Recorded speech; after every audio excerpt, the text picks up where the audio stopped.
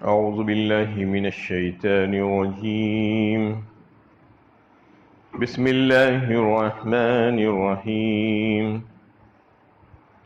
ما كان للنبي والذين آمنوا أن يستغفروا للمشركين ولو كانوا أولي قربى من بعد ما تبين لهم أنهم أصحاب الجحیم. نبی کو اور اہل ایمان کو زیبا نہیں ہے کہ وہ مشرکوں کے لیے مغفرت کی دعا کریں، خواہ وہ ان کے خرابتدار ہی کیوں نہ ہو، جبکہ ان پر یہ واضح ہو چکا کہ وہ جہنم والے ہیں. یہ سورہ توبہ کی 113 نمبر کی آیت ہے. زبردست سخت الفاظ میں اللہ تعالیٰ نے کلام فرمایا ہے. نبی صلی اللہ علیہ وسلم اور سارے مسلمانوں کے لیے ہدایت دی گئی ہے. اصل میں سورہ توبہ پوری کی پوری اگر آپ دیکھیں تو کفار اور مشرکین کے ساتھ اظہار لا تعلقی، بیزارگی اور ان سے برات کے بارے میں آیا ہے. براءۃ من اللہ ورسولہ سے شروعات کی گئی. اللہ اظہار بیزارگی کرتا ہے، برات کا اظہار کرتا ہے، قطع تعلق ہونے کا اظہار کرتا ہے اللہ اور اس کا رسول تمام مشرکین اور کفار سے. یہ ان کی دنیاوی زندگی کے متعلق وہ ساری آیتیں اور احکامات آ رہے تھے. اسی صورت میں شروع سے یہ کفار اور مشرکین سے مسلمان بیزار ہیں، اللہ اور اس کے رسول بیزار ہیں اور لا تعلق ہیں، ان سے قطع تعلق ہیں. اب ان کی اخروی زندگی کے تعلق سے کہا جا رہا ہے کہ مسلمان ان کی اخروی تعلق زندگی سے بھی بے تعلق ہیں.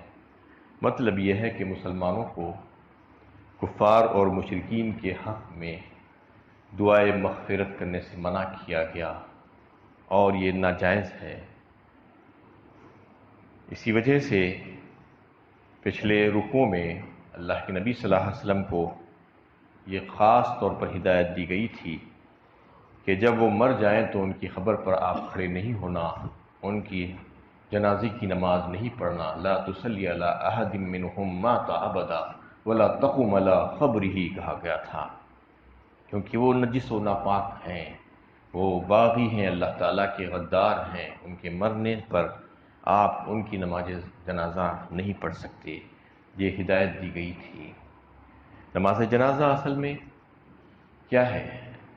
مغفرت کی ایک بہترین دعا ہے جو کسی کے مرنے پر اجتماعی طور پر سب مسلمان مل کر جنازے کو سامنے رکھ کر اللہ تعالیٰ سے ایک مخصوص طریقے سے دعائے مغفرت کرتے ہیں، اس مرنے والے کے حق میں مغفرت کی دعا کرتے ہیں. اور سنت طریقہ یہی بتایا گیا ہے کہ جیسے ہی جنازے کی نماز پڑھی جائے، میت کو قبرستان لے جا کر اس کی تدفین کر دی جائے، اس کو قبر کے حوالے کر دیا جائے. لیکن یہ کیا المیہ ہے کہ مسلمان کیسی کیسی بدعتیں رائج کر لیے ہیں اپنے آپ میں، کہ جب اللہ کے نبی صلی اللہ علیہ وسلم نے یہ طریقہ ہمیں بتلا دیا اور ایک بہترین مغفرت کی دعا جو جنازے کی نماز جو پڑھی جاتی ہے اس کی شکل میں بتا دیا گیا، یہ مسنون طریقہ ہے. لیکن اس کے باوجود بھی مسلمان یہ چاہتے ہیں کہ اس کے بعد ایک لمبی چوڑی دعا کی جائے. نماز جنازہ ہوتے ہی فوراً سب مل کر کھڑے ہو جاتے ہیں اور ایک لمبی چوڑی دعا کرنا شروع کر دیں، جبکہ ابھی یہ دعا کیے ہیں، مغفرت کی دعا کی جا چکی ہے. نماز جنازہ وہی ہے اور مسنون طریقہ بھی وہی ہے کہ جنازے کی نماز میں اللہ تعالیٰ سے دعا کی جاتی ہے اس مرنے والے کے حق میں، اس کی مغفرت کے لیے. وہ کرنے کے بعد پھر سے دعا کرنا اور یہ سمجھنا کہ یہ ہمارے لیے کافی نہیں تھا، اور اللہ کے نبی صلی اللہ علیہ وسلم کا جو طریقہ ہے اس طریقے کو چھوڑ کر اور طریقے کو اپنا لینا اور یہ سمجھنا کہ یہ باعث ثواب ہے اور نیکی کا کام ہے، ہم بڑی زور و شور کے ساتھ میت کے لیے دعا کر رہے ہیں، یہ اچھی بات نہیں ہے. کیونکہ کوئی بھی طریقہ ہو، اللہ تعالیٰ کے حبیب کا طریقہ اگر وہ نہیں ہے تو اللہ تعالیٰ اس سے ناراض ہوں گے، ان کے غضب کو للکار رہے ہیں، ہم یہ سمجھ لینا چاہیے، اس سے ہمیں ثواب ملنے والا نہیں ہے۔ ایسا ہی مرنے والے کے مرتے ہی لوگ مختلف قسم کی بدعتیں شروع کر دیتے ہیں۔ فاتحہ سوم، 10واں، 20واں، 40واں برسی، یہ ساری چیزیں یعنی اسلام سے اس کا کوئی تعلق نہیں، برائے ایصال ثواب کہہ کر شروع کر دیتے ہیں قرآن خوانی۔ کہیں پر ایسا یہ عمل سنت سے یا صحابہ کرام سے ثابت نہیں ہے کہ کسی کے مرنے کے بعد قرآن خوانی کی گئی ہو اس کے لیے، اور اس قسم سے تاریخیں مقرر کر کے یعنی مقررہ دنوں میں تیسرے دن، 10ویں دن، 20ویں دن، 40ویں دن کوئی ایسا اہتمام کیا گیا ہے، ایسی محفلیں جو ہے منعقد کی گئی ہو، ایسا کہیں پر ثبوت نہیں ملتا۔ جب یہ بات شریعت سے ثابت نہیں ہے تو پھر ہم کر کے یہ نہ سمجھنا چاہیے کہ اس سے ہم کو ثواب ملنے والا ہے۔ یہ خوش فہمیاں ہیں لوگوں کی جو غلط اور جاہلیت کی بنا پر یہ ساری چیزیں اپنے پاس لا لیے ہیں۔ اللہ ہدایت دے کہ ایسے کام کرنے سے ہم رک جائیں جو جس کو شریعت نے انہیں کرنے سے منع کیا ہے، اور اس میں کسی قسم کی کوئی نظیر اور مثال نہیں ملتی۔ تو اس آیت کے سلسلے میں شان نزول میں جو بات آتی ہے، جو صحیح بخاری اور صحیح مسلم میں جو ہے یہ روایت ہے کہ واقعہ سرکار دو عالم صلی اللہ علیہ وسلم کے عزیز چچا ابو طالب کی انہیں انتقال کے وقت کا واقعہ بیان کیا جاتا ہے کہ حالانکہ آپ اسلام نہیں لائے تھے، مسلمان نہیں ہوئے تھے، لیکن آپ صلی اللہ علیہ وسلم کی مکمل حمایت اور حفاظت کرتے رہے، اپنی تمام عمر آپ صلی اللہ علیہ وسلم کا ساتھ دیتے رہے، اور یہ پرواہ نہیں کی کہ کون میری مخالفت کر رہا ہے، کون میرا ساتھ دے رہا ہے۔ جب مرض وفات میں آئے تو رسول اللہ صلی اللہ علیہ وسلم کو معلوم ہوا، آپ صلی اللہ علیہ وسلم تشریف لے گئے، اور آپ صلی اللہ علیہ وسلم کی شدید خواہش تھی کہ میرے چچا اسلام لے کر آ جائیں، کلمہ پڑھ لیں تو میں ان کی سفارش کر سکتا ہوں، وہ سفارش کے حقدار بن جائیں گے۔ اور جب آپ وہاں پر پہنچے تو دیکھا کہ کفار کے بڑے بڑے سردار بھی وہاں پر موجود ہیں، جیسے ابو جہل ہے، بنو امیہ وغیرہ اور دیگر لوگ بیٹھے ہوئے تھے۔ آپ صلی اللہ علیہ وسلم نے جا کر اپنے چچا سے کہا کہ چچا جان کلمہ پڑھ لیجئے، آپ کا آخری وقت ہے، کم از کم آپ میرے کان میں کلمہ پڑھ لیجئے تاکہ میں آپ کی مغفرت کے لیے اللہ تعالیٰ سے کوشش کروں اور آپ شفاعت کے حقدار بن جائیں۔ آپ کے کہتے ہی ابو جہل نے کہا کہ کیا آپ عبد المطلب کے دین پر نہیں رہنا چاہتے؟ آپ صلی اللہ علیہ وسلم بار بار اپنی بات دہراتے رہے، اور ابو جہل بھی بار بار تکرار کے ساتھ وہی بات کہتا رہا۔ تو ابو طالب نے سوچا کہ لوگ یہ کہیں گے کہ میں موت کے ڈر سے اپنا آبائی دین چھوڑ دیا، اس لیے میں عبد المطلب کے دین ہی پر قائم ہوں۔ یہ آخری کلمہ تھا ان کا، اس کے بعد ان کی موت ہو گئی۔ ان کے مرنے کے ساتھ ہی آپ صلی اللہ علیہ وسلم نے یہ کہا کہ میں اپنے چچا کے لیے مسلسل مغفرت کی دعا کرتے رہوں گا جب تک کہ مجھے اس سے منع نہ کر دیا جائے۔ اس آیت میں آپ صلی اللہ علیہ وسلم کو واضح طور پر دیگر مسلمانوں کو بھی منع کر دیا گیا استغفار کرنے سے اور ان کی مغفرت کی دعا کرنے سے، کہ چاہے وہ ان کے قریب ترین رشتہ دار ہی کیوں نہ ہو، اس کے لیے وہ مغفرت کی دعا نہیں کر سکتے، یہ کہہ دیا گیا۔ اس لیے کہ جو اللہ کا باغی اور دشمن ہے اس کی مغفرت نہیں ہو سکتی۔ انک لا تہدی من احببت ولکن اللہ یہدی من یشاء، فرما دیا گیا سورہ قصص 20ویں پارے میں کہ آپ بڑے غمزدہ تھے کہ چچا بغیر کلمے کی دنیا سے گزر گئے ہیں، تو کہا گیا کہ آپ جسے چاہیں ہدایت نہیں دے سکتے، جبکہ آپ صلی اللہ علیہ وسلم کی شدید خواہش تھی کہ چچا اسلام لے آئیں، جبکہ وہ میری اتنی مدد کیے ہیں میری حفاظت اور حمایت کے سلسلے میں، ہر ایک سے جھگڑا کیا ہے انہوں نے۔ انک لا تہدی من احببت ولکن اللہ یہدی من یشاء، اللہ تعالیٰ نے فرمایا کہ آپ جسے چاہے ہدایت نہیں دے سکتے، بلکہ ہم جس کو چاہتے ہیں ہدایت دیتے ہیں، ہدایت ہمارے ذمے ہے اور ہمارے ہاتھ میں ہے۔ اس میں مشرک اس بات کا منکر ہوتا ہے، بتایا گیا ہے کہ وہ ایک اللہ کا وفادار بندہ بن کر نہیں رہنا چاہتا، اس بنا پر وہ اللہ کا باغی اور اس کا دشمن ہوتا ہے۔ پھر جو شخص مرتے دم تک مشرک کہا، اس نے اپنے عمل سے یہ ظاہر کر دیا کہ وہ اللہ کا دشمن ہے۔ اور شرک کے بارے میں تو اللہ تعالیٰ نے بالکل واضح فرما دیا کہ یہ ناقابل معافی جرم ہے۔ ان اللہ لا یغفر ان یشرک بہ ویغفر ما دون ذلک لمن یشاء، فرمایا سورہ نساء 5ویں پارے میں۔ اللہ تعالیٰ معاف کر دیں گے ان تمام کو جو اس کے ساتھ کسی کو شریک نہیں کرتے، لیکن وہ جو اللہ کے ساتھ انہیں کسی اور کو بھی شریک کرتا ہے، اس کی معافی کی کوئی گنجائش نہیں۔ ان اللہ لا یغفر ان یشرک بہ ویغفر ما دون ذلک لمن، اس کے علاوہ جتنے گناہ ہوں گے جس کو چاہیں گے اللہ تعالیٰ اپنے فضل و کرم سے معاف فرما دیں گے۔ تو ایسے مجرمین معافی کے قابل نہیں ہیں، ان کا ٹھکانہ جہنم کے سوا اور کچھ نہیں ہے۔ اس کے بعد اہل ایمان کے لیے بات کس طرح صحیح اور درست ہو سکتی ہے کہ وہ مشرکین کے لیے دعائے مغفرت کریں، خواہ وہ ان کے اعزب اقربا ہی کیوں نہ ہو، قریب ترین رشتہ دار ہی کیوں نہ ہو۔ اللہ سے دوستی کا تقاضا یہ ہے کہ اس کے دشمن کو اپنا دشمن سمجھیں۔ واضح رہے کہ دعائے مغفرت کی ممانعت جس طرح مشرکوں کے لیے ہے، اسی طرح کافروں اور ملحدوں کے لیے بھی ہے، کیونکہ یہ سب کا مشترک جرم کفر ہے، وہ ناقابل معافی ہے۔ رہا کسی پر اس کے مشرک ہونے کا حکم لگانا، تو یہ حکم اس کے ظاہری عقیدے و عمل کی بنیاد پر لگایا جائے گا۔ جس طرح کسی کے ظاہر کو دیکھ کر، اس کے اسلام کو دیکھ کر اس کا مسلمان ہونے کا حکم لگایا جاتا ہے، ورنہ اللہ تعالیٰ بہتر جانتا ہے دلوں کا حال کیا ہے، کون کس کا خاتمہ شرک و کفر پر ہوا ہے، کس کا خاتمہ ایمان و اسلام پر ہوا ہے، کون جہنمی ہے کون جنتی ہے، یہ تو طے نہیں کیا جا سکتا، یہ تو صرف اللہ تعالیٰ جانتے ہیں۔ لیکن ظاہری طور پر جیسا کسی کے اسلام کو دیکھ کر یہ کہا جا سکتا ہے کہ یہ مسلمان ہے، ویسا ہی کوئی کسی کے شرکیہ عقائد اور اعمال کو دیکھ کر یہ کہا جا سکتا ہے کہ مشرک ہے۔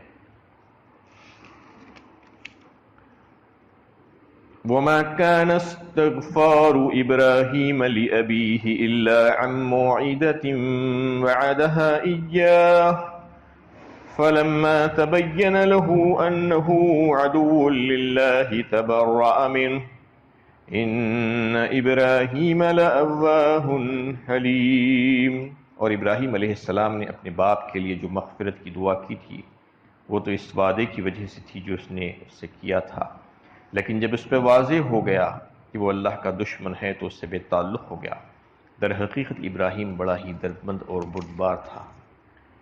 اس کے فوراً بعد اللہ تعالیٰ ابراہیم علیہ السلام کا تذکرہ اس لیے فرما رہے ہیں کہ لوگوں کو یہ شک و شبہ ہو سکتا ہے کہ ابراہیم علیہ السلام نے تو اپنے باپ کے لیے مغفرت کی دعا کی تھی، جس کا تذکرہ مختلف صورتوں میں آیا ہے، جیسا کہ سورہ مریم 16ویں پارے میں سلام علیک ساستغفر لک ربی فرمایا۔ یعنی جب ابراہیم علیہ السلام کو ان کے باپ نے گھر سے نکال دیا تو انہوں نے اس کے اوپر سلام بھیجتے ہوئے کہا کہ میں ہمیشہ آپ کے لیے مغفرت کی دعا کرتا رہوں گا، ساستغفر لک ربی، اپنے رب سے۔ تو یہ بتا دیا گیا، یہ واضح کر دیا گیا کہ یہ اس وقت کی بات تھی جب ابراہیم علیہ السلام کو یہ بات معلوم نہیں تھی کہ ان کا باپ کا خاتمہ کفر پر ہوگا، وہ جہنمی ہوگا، کیونکہ اس وقت ابھی ان کا انتقال نہیں ہوا تھا۔ لیکن جب یہ بات کھل گئی کہ وہ اللہ کا دشمن ہے اور باغی ہے اور اس کی موت کفر پر ہوئی ہے، تو انہوں نے دعا کرنا ترک کر دیا۔ مطلب یہ ہے کہ ابراہیم علیہ السلام اپنے وعدے کے مطابق اس وقت تک دعا کرتے رہے جب تک کہ ان پر اس کے دشمن خدا ہونے کا پہلو روشن نہیں ہوا تھا۔ جب یہ پہلو روشن ہو گیا تو انہیں محسوس ہوا کہ کسی مشرک کے لیے دعائے مغفرت کرنا صحیح نہیں ہو سکتا، خواہ وہ ان کا باپ ہی کیوں نہ ہو، اور یہ احساس پیدا ہوتے ہی وہ دعا کرنے سے رک گئے۔ ابراہیم علیہ السلام کا یہ بات کا عمل اسوا ہے، پہلے کا عمل اسوا نہیں ہے جس کو اپنایا نہیں جا سکتا، کیونکہ اس میں بالکل واضح کر دیا گیا کہ اس وقت ان کو پتہ نہیں تھا، کیونکہ ان کے باپ اس وقت زندہ تھے، اس لیے انہوں نے ان کی مغفرت کی دعا کرنے کا وعدہ کیا تھا۔ ایسا تو ہر ایک کے لیے کیا جا سکتا ہے، جیسا کہ اللہ کے نبی صلی اللہ علیہ وسلم نے غزوہ احد میں یہ کفار کے لیے دعا کی تھی۔ کفار جب آپ صلی اللہ علیہ وسلم کو ایذائیں پہنچائے، یہاں تک کہ آپ کو زخمی کر دیا، آپ کے چہرے مبارک زخمی ہو گیا اور خون جاری ہو گیا، تو آپ صلی اللہ علیہ وسلم اپنے چہرے مبارک کو صاف کرتے جاتے اور یہ دعا کرتے جاتے کہ یا اللہ اللہم اغفر لی یا قومی، اللہم اغفر لی قومی انہم لا تعلمون، اے اللہ میری قوم کی مغفرت فرما دیجئے، یہ لوگ نہیں جانتے ہیں۔ یعنی ان کی مغفرت مطلب یہ تھا کہ ان کو ایمان اور اسلام کی توفیق دے دیجیے تاکہ وہ مغفرت کے قابل ہو جائیں۔ مغفرت مطلب ان کو ایمان اور اسلام کی توفیق مانگ رہے تھے اللہ تعالیٰ سے، جبکہ وہ زخمی کر دیے ہیں، اس کے باوجود قوم کے لیے مغفرت کی دعا مانگ رہے ہیں۔ مطلب یہ ہے کہ ان کو ایمان میں داخل کر دیجیے، ان کو ہدایت سے نواز دیجیے تاکہ وہ مغفرت کے قابل بن جائیں۔ بالکل ایسا ہی ہم سب کو کرنا چاہیے۔ ہمارے برادران وطن جو ہیں وہ ہدایت سے دور ہیں، توحید کو نہیں سمجھ پائے ہیں، ہم کو ان کے سامنے توحید کو پیش کرنا ہے، اسلام کا تعارف پیش کرنا ہے، اور اس سے پہلے بھی ان کے لیے دعا کرنا اور اس کے بعد بھی ان کے لیے دعا کرنا اللہ تعالیٰ سے مغفرت کی۔ مطلب یہ ہے کہ ان کو ہدایت دے دے اللہ تعالیٰ اور وہ مغفرت کے قابل ہو جائیں۔ وہ جو جہنم کی طرف تیزی کے ساتھ جا رہے ہیں، اللہ ان کو اس سے بچا لیجیے، یہ دعا کرنا ہے ان کی زندگی میں۔ لیکن جو مر جاتا ہے اور آپ کو یہ بات یعنی صحیح طور پر معلوم ہو جائے، واضح طور پر کہ یہ کفر پر مرا ہے، تو پھر اس کی مغفرت کی دعا نہیں کی جا سکتی، اس کی زندگی میں اس کے لیے دعا کی جا سکتی ہے، اور ہدایت کا دینا اور نہ دینا اللہ تعالیٰ کے ہاتھ میں ہے۔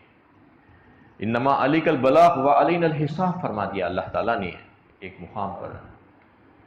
اللہ کے نبی صلی اللہ علیہ وسلم سے فرمایا گیا کہ آپ کی ذمہ داری صرف اتنی ہے کہ آپ ہمارا پیغام لوگوں تک پہنچا دیں، آپ یہ فکر چھوڑ دیں کہ کون آپ کی بات مان رہا ہے، کون آپ کی بات نہیں مان رہا ہے۔ لست علیہم بمسیطر فرمایا ایک مقام پر، آپ ان لوگوں کے اوپر داروغہ کی طرح مسلط نہیں ہو کہ آپ زبردستی ان کو اسلام میں داخل کر دو۔